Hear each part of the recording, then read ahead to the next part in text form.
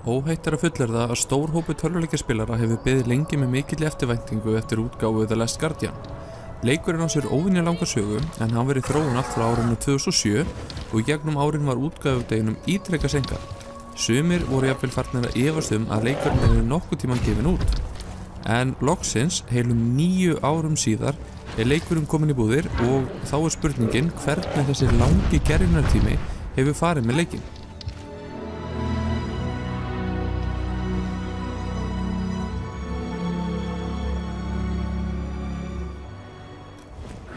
Þeir leikjanördar sem hafa verið að fylgjast með The Guardian undanfarin ár vita að hér er ekki hefðbundin AAA tölvuleikur á ferðinni, þar sem grafík, hasar og sprengingar skiptu mestu máli.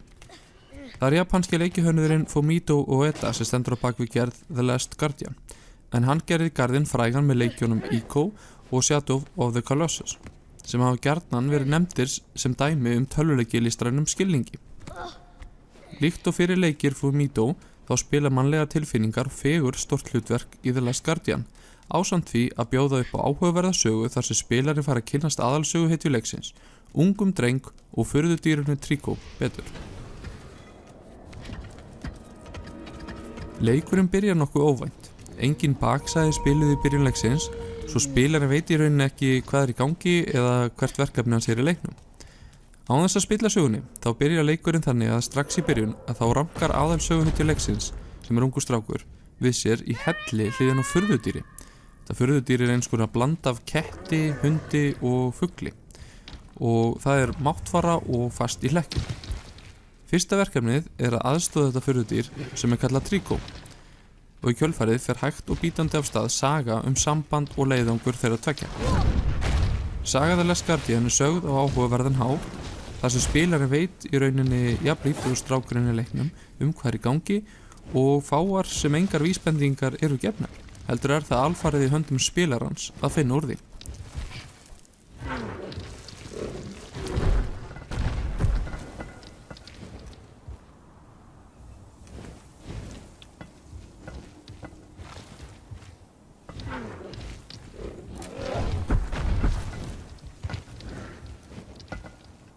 The Last Guardian er þrautaleikur sem inniheldur einfalda en fjölbreytta spilun. Tvíeykið þarf að læra að vinna saman og komast í gegnum ýmiss konar hindranir sem tvinna svo við framvindu leiksins. Bæði drengurinn og Trico hafa sína styrkleika og veikleika í leiknum og er það hlutverk spilarans að kynnast tvíeykinu og læra hvernig þeir geta unnið saman. Eins og áður sagði, þá leiðbeinir leikurinn spilaranum lítið sem ekkert. Eitthvað sem fáir leiki þora í rauninni gera í dag. Og þetta þýðir að spilarinn er alveg einn á báti þegar kemur að því að leysa þrautirnar. Í flestum tilfellum eru lausnirnar nokkuð augljósar, en inn á milli leynast nokkrar tímafrekari og flóknari þrautir, sem geta reynt svolítið á þolinmæðina.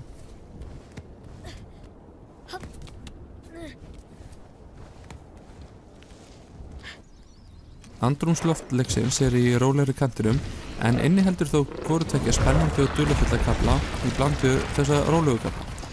Þar sem að spilarinn fær þá tíma til að skoða sig og reyna að leysa þrautir.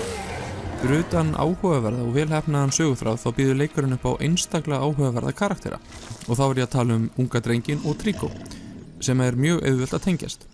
Það er beinlínis erfitt að falla ekki fyrir furðudýrinu og Trico sem er ofurkrúttlegur þrátt fyrir að vera risavaxinn. Leikurinn er ákaflega hægur til að byrja með, en hann verður þó fjölbreyttari hægt og rólega. Söguheimurinn í leiknum er forvitnilegur þar sem flakkaður á milli þess að vera inn í dimmum byggingum og út í litríkri náttúru.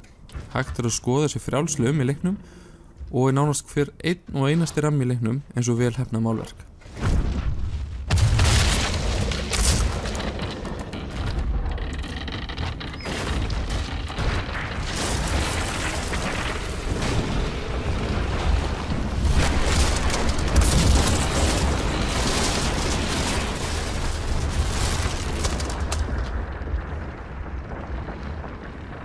Aðdáendur Fumito Ueda ættu ekki að verða fyrir vonbrigðum með The Last Guardian. Þrátt fyrir að grafík leiksins sé ekki svo allra flottast í dag, þá er útkoman einstaklega falleg og grípandi. Heimurinn og tvíeykið eiga auðvelt með að heilla mann alveg upp á skónum og þá sérstaklega furðuverðan Trico. Tónlistin í leiknum einnig stórgóð og smell passa við hápunkta leiksins í bland við þögnina sem ríkir svona yfir höfuð í leiknum.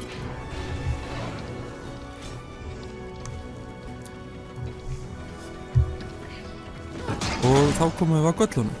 Helstu gallar leiksins tengjast fyrst og fremst myndavélinni og stýringunni í leiknum. En reglulega kom upp óþægileg sjónarhorn þar sem erfitt að átta sig á því hvað snýr upp og hvað niður. Þetta gerist nokkuð reglulega þegar tvíeyki ferðast þröng rými og myndavélin veit varla hvar hún á að staðsetja sig. Sömuleiðis getur verið erfitt að stjórna drengnum og Trico við ákveðnar aðstæður. Þá sérstaklega þegar drengurinn að klifra á Trico eða gefa honum skipanir.